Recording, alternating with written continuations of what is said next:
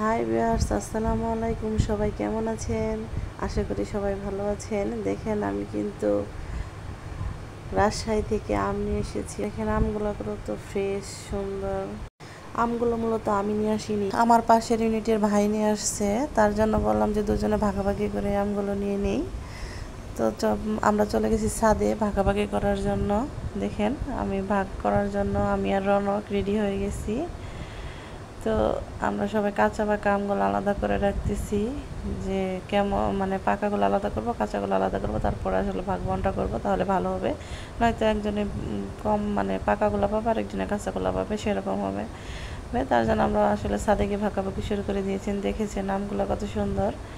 আসলে গাছের আম মানে ফরমালিন মুক্ত আম খেতে ভালোই লাগে। তো তার জন্য আমরা ভাগাভাগি শুরু করে দিয়েছি। আর দেখেন, পাশে রোমানা আর মহি, তারা কিন্তু দুজনে মিলে আম চুরি করছে, তারা জানে কি করবে বলে। তো এই যে দেখেন, আমাদের ভাগাভাগি করা শেষ। আমরা এখন আম নিয়ে বাসায় চলে আসব। আমি পাকা আমগুলো আগে বাসায় রেখে গিয়েছিলাম। দেখেন আকাশটা কত সুন্দর, ওয়েদারটা মেঘলা মেঘলা, কিন্তু অনেক ভালো লাগছে। এই যে দেখেন আমার আম, এগুলি কাঁচা আম পেয়েছি আর এই যে পাকা আম পেয়েছি, দুইটাই। মূলত 24 কেজি আম ছিল, সেখানে আমরা ভাগাভাগি করে নিয়েছি। আর দেখেন, তারা দুজনে মিলে আম চুরি করে ভর্তা করে নিয়ে এসেছে, যে আমও দেখো, খাও, কত সুন্দর মজা হয়েছে। আমি বললাম আসলে আমরা বলি আমের ভর্তাটা কিন্তু অনেক টেস্ট হয়, মজা হয়, চিনি ছাড়াই অনেক ভালো লাগছে। তো ভিডিওটা যদি ভালো লাগে তাহলে অবশ্যই লাইক, কমেন্ট করবেন, শেয়ার করবেন। খোদা হাফেজ।